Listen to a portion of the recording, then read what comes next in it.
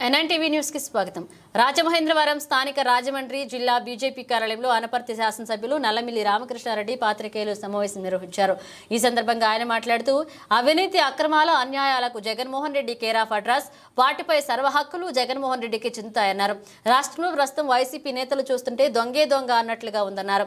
మిథున్ రెడ్డి, పెద్దిరెడ్డి అరాచకాలు రాష్ట్రంలో అందరికీ తెలిసినవే అన్నారు. నేరస్తులపై చర్యలు తీసుకుంటుంటే కక్ష సాధింపు చర్యలు అంటున్నారని, మోదీ నాయకత్వం భారతదేశం 8.2% అభివృద్ధి సాధించింది. జగన్ 5 సంవత్సరాల పాలనలో ఏపీ ఆర్థిక వ్యవస్థ కుప్పకూలిపోయిందన్నారు. బొమ్మల దత్తు, అడబాల రామకృష్ణ, కూరుగంటి సతీష్, వీరాంజనేయులు పాల్గొన్నారు. వ్యవసాయదారులకు ఇన్సెంటివ్స్ ఇచ్చే దిశగా ముందుకు వెళ్ళింది. ముఖ్యంగా ఏదైతే పంటలకి గిట్టుబాటు ధరలు ఉన్నాయో 50% ధరల పెంపుదల చేయడం ద్వారా ఇవాళ వ్యవసాయ రంగానికి ఊతం ఇచ్చే దిశగా ఇవాళ కేంద్ర బడ్జెట్ ఉంది. ముఖ్యంగా ఆంధ్రప్రదేశ్ విషయానికి తీసుకుంటే దాదాపుగా 50,000 కోట్ల రూపాయల బెనిఫిట్ వచ్చే విధంగా ఈ బడ్జెట్ ఏర్పాటు చేయడం జరిగింది.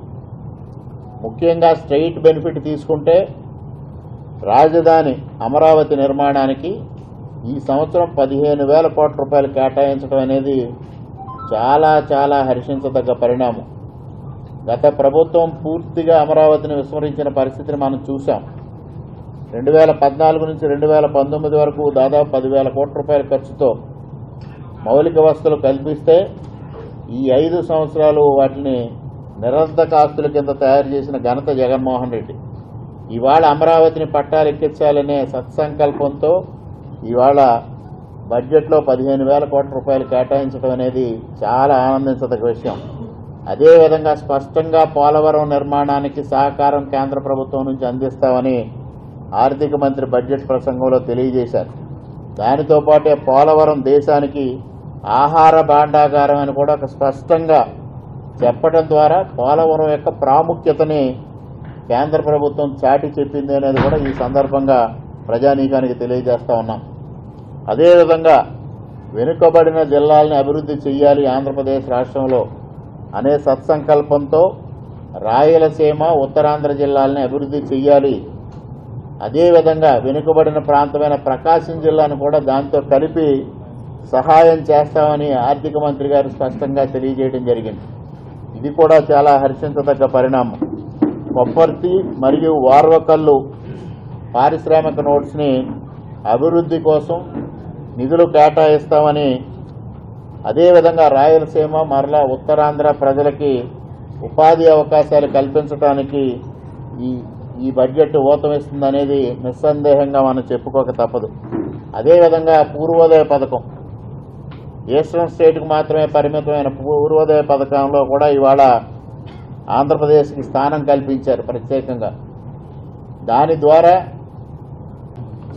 ఈరోజు ఏదైతే వికసిత్ భారత్ అనే అంశాన్ని తీసుకొని నరేంద్ర మోడీ గారు తన మేనిఫెస్టోని తీసుకెళ్లడమే కాకుండా గత 10 సంవత్సరాలుగా భారతదేశాన్ని ఏ విధంగా అభివృద్ధి దిశలో పయనింపజేస్తూ ఉన్నారు అనేది మనందరికీ తెలుసు.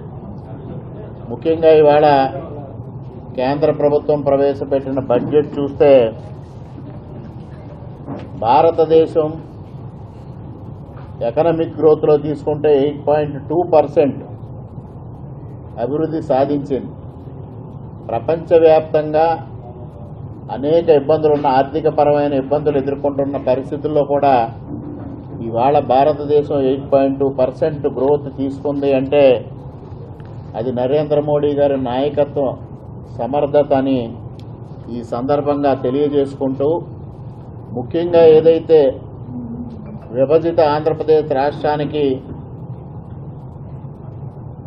ఇబ్బందికరమైన పరిస్థితి ఏర్పడి గత 5 సంవత్సరాలుగా పూర్తిగా ఆర్థిక వ్యవస్థ కుప్పకూలిపోయిన నేపథ్యంలో ఇవాళ కూటమి ఏర్పడడం, చంద్రబాబు నాయుడు గారి నాయకత్వంలో ఆంధ్రప్రదేశ్ రాష్ట్రంలో ప్రభుత్వం ఏర్పడడం, మరలా 3వసారి నరేంద్ర మోడీ గారి నాయకత్వంలో కేంద్రంలో ప్రభుత్వం ఏర్పడడం, ఇవాళ ఆంధ్రప్రదేశ్ రాష్ట్రాన్ని అన్ని విధాలుగా ఆదుకోవాలనే దిశగా వికసిత ఆంధ్రప్రదేశ్, వికసిత్ భారత్ అనే లక్ష్యంతో ఇవాళ ఆ దిశలో కేంద్ర బడ్జెట్ ఆంధ్రప్రదేశ్ రాష్ట్రాన్ని స్పృశించడం జరిగిందనేది ఈ సందర్భంగా ప్రజానీకానికి తెలియజేసుకుంటూ ఉన్నా.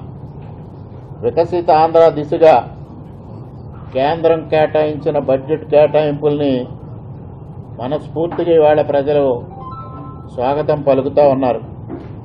ప్రధానమంత్రి నరేంద్ర మోడీ గారికి, ఆర్థిక మంత్రి నిర్మలా సీతారామన్ గారికి, ముఖ్యమంత్రి చంద్రబాబు నాయుడు గారికి హృదయపూర్వకంగా కృతజ్ఞతలు తెలియజేసుకుంటూ ఉన్నాం. ఈ బడ్జెట్ అన్ని విధాలుగా అన్ని రంగాల్ని సృష్టిస్తూ ముందుకు సాగింది. ముఖ్యంగా ఆంధ్రప్రదేశ్ రాష్ట్రం విషయానికి వస్తే ఉత్పాదకత, ఉపాధి, సామాజిక న్యాయం, పట్టణాభివృద్ధి, ఇంధన భద్రత, మౌలిక సదుపాయాలు, నూతన ఆవిష్కరణలు మరియు సంస్కరణలు అనే 9 అంశాలకి ప్రాధాన్యతనివ్వడం జరిగింది. గతంలో ఎప్పుడూ లేని విధంగా ఇవాళ 9 అంశాలకి ప్రాధాన్యత కల్పిస్తూ ముందుకు వెళ్ళడమే కాకుండా యువత, మహిళ, గ్రామీణ మరియు వ్యవసాయ రంగాలకు, మధ్యతరగతి ప్రజలకు ఊతం ఇచ్చే విధంగా ఈ బడ్జెట్ ఉంది. ముఖ్యంగా వ్యవసాయ రంగానికి తీసుకుంటే అనేక రకాలైన వ్యవసాయదారులకు ఇన్సెంటివ్స్ ఇచ్చే దిశగా ముందుకు వెళ్ళింది.